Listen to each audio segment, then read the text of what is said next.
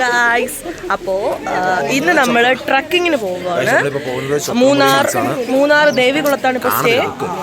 ചക്രവടി കുറിച്ച് പറയാനാണെങ്കിൽ അവിടെ നല്ല നല്ല വരയാടുകളുണ്ട്, പിന്നെ മുയലുണ്ട്, പന്നിയുണ്ട്. ഇതൊക്കെ ഇവൻ പറയണേ, എനിക്ക് അറിയത്തില്ല. എന്നെ സപ്പോർട്ട് ചെയ്യുന്നത് നമ്മുടെ ജിമ്മനായിട്ടുള്ള ആൽബി. അവൻ വീണാലും ചത്താലും എന്നെ താങ്ങൂന്നാണ് പറഞ്ഞേക്കണത്. നോക്കാം. ഓക്കെ, എല്ലാം താഴെ പോവുകയാണ്. ശകുനം കാണുന്നുണ്ട്, ശനിയാണെന്ന് തോന്നുന്നു. Okay, we are going. ബാക്കി ഇനി കയറുമ്പോൾ കാണാം. Okay, by.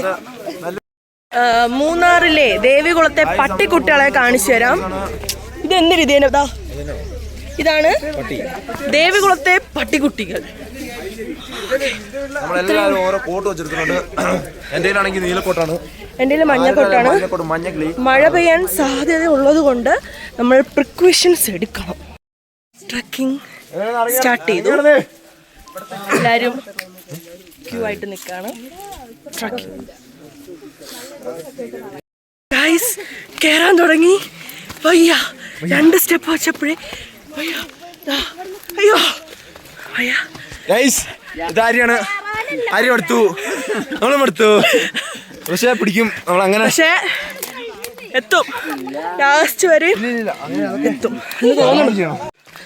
ഈ മല ഇത്രയും കയറി എത്തണം. അയ്യാ, കാണാൻ സാധിച്ചത് ഒരു ടീം വർക്കാണ്. ടീം വർക്ക് എന്ന് പറഞ്ഞാൽ ഞാനും ആൽബിയും അടങ്ങുന്ന ഒരു. ഇപ്പൊ നമ്മളൊരു കമ്പനി വർക്ക് ചെയ്യുവാണേലും അവിടെ ടീം വർക്ക് എന്ന് പറഞ്ഞൊരു സാധനം ഭയങ്കരമായിട്ട് ആവശ്യമാണ്, അല്ലേ? അതെ അതെ, യോജിക്കില്ല. അല്ല, നിന്നെ കമ്പനിയിൽ നിന്ന് പിരിച്ചുവിട്ടിരിക്കുന്നു. ഇവിടെ കുറെ ഇടുക്കിക്കാരുണ്ട്. അവന്മാര് കുറെ ഷോയും ഇടുന്നുണ്ട്. ഇവനൊരു ഇടുക്കിക്കാരനാണ്. ഇവരും ഇടുക്കിക്കാരാണ്.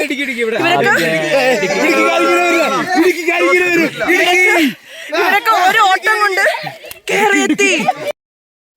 ട്രക്കിംഗ് കഴിഞ്ഞ് ഒരു പകുതി വരെ എത്തി. നോ ഫിയർ, പേടിക്കാനായിട്ട് ഇവിടെ ഒന്നുമില്ല അല്ലേ? പേടിയൊന്നുമില്ല. ജസ്റ്റ് ഇങ്ങനെ നടന്ന് വരിക പോവുക. വേർത്തത് ഈ തണുപ്പത്ത് വേർക്കാൻ. പിന്നെ നമുക്ക് തേയില പറിക്കണ ആന്റിമാരെയൊക്കെ കാണാം. ഇതാണ്,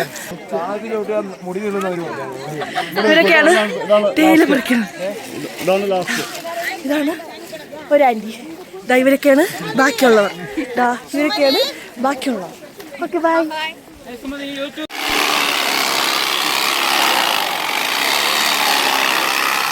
നമുക്ക് പുതിയൊരു കൂട്ടുകാരനെ കിട്ടി. കൂട്ടുകാരൻ പോകുന്നു. കൂട്ടുകാരൻ പേടിച്ചു പോയി. കൂട്ടുകാരൻ അങ്ങനെ ട്രക്കിംഗ് അവസാനിച്ചു. മിസ്സുണ്ട്.